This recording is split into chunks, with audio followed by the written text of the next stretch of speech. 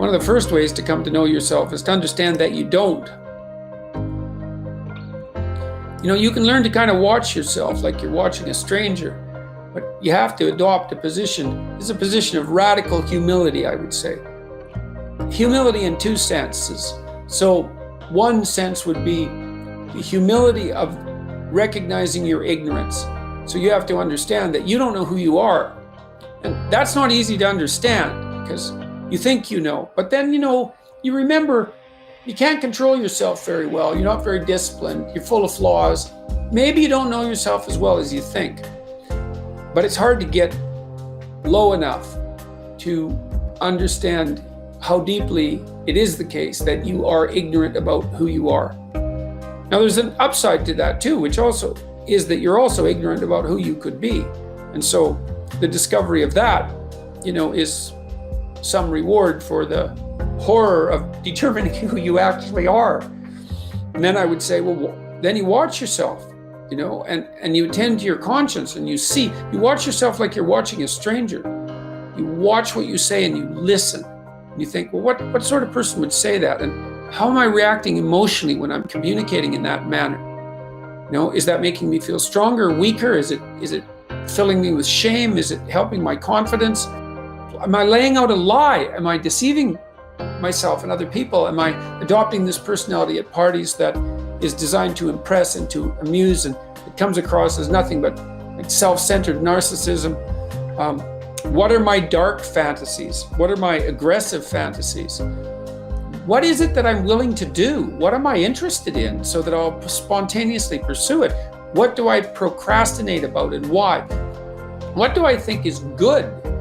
What do I congratulate myself for accomplishing? And what do I berate myself for failing to confront and to implement? Those are all incredibly complicated questions, and you don't know the answers to them. So that's a start.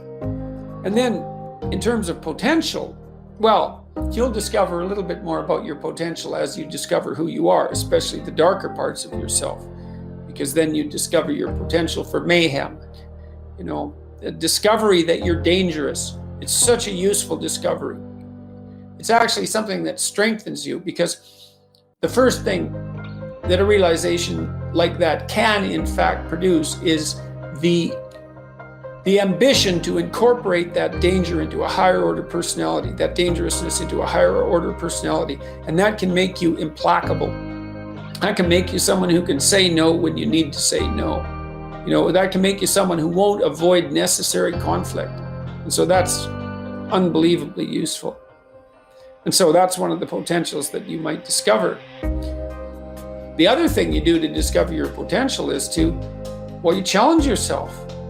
It's like rule 4 in my book, 12 Rules for Life, is compare yourself to who you were yesterday and not to who someone else is today. And that's kind of a good way to start this. It's like, well, take a bit of a look at yourself and think about what's not so good that you could improve, that you should improve by your own standards, and that you would improve. Set yourself a little goal. Maybe you're not studying at all at your university, or maybe you're at work and you've got this stack of paper there, and you haven't looked at that damn stack for like a month, and you know that you should be, and you're bothering yourself at night because you're avoiding that. It's like, maybe you think, well, I've avoided that stack of paper completely for 1 month. I'm quite a coward when it comes to whatever snakes might be hidden in that stack of paper.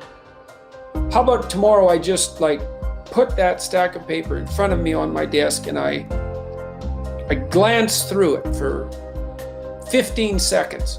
See if I can do that. It's like, well, you set yourself a goal of improvement. It's a humble goal, because really, are you such a coward that the best that you can bloody well manage after a month of avoidance is 15 seconds of exposure to a stack of paper? It could easily be. You've been avoiding it. So you're obviously afraid of it. And so the situation could be that dismal and dire.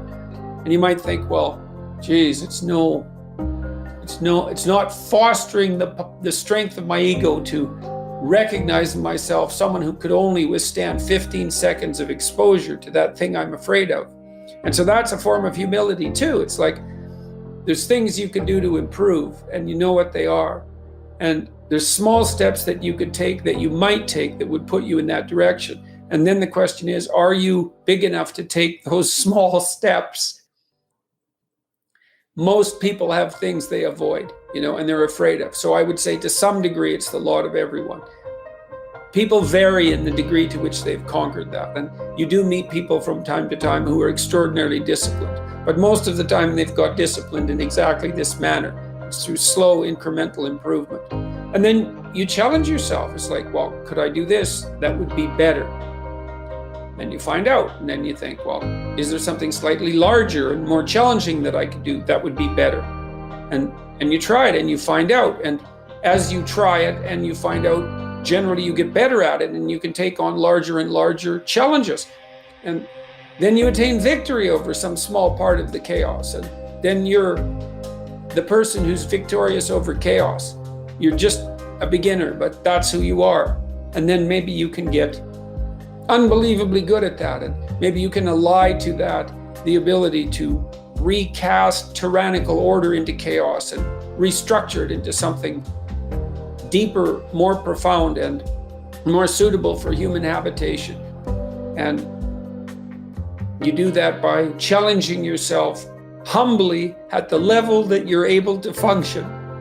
You might have to aim pretty damn low, especially in those places where you're not functioning well. And it might be so embarrassing that you can't bring yourself to fathom that that's actually who you are.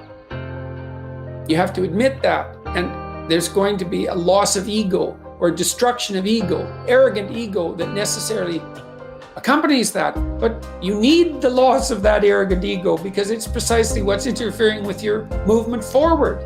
It's part of the adversarial process, mythologically speaking, that stops moral progress. You're too proud of who you think you are to notice what you're like so that you could change properly. You don't want to sacrifice that part of yourself. It's probably associated with some delusion that helps you maintain a positive, although very fragile self-image, in the absence of genuine effort. It's not to be recommended. So, you know yourself by watching and paying attention.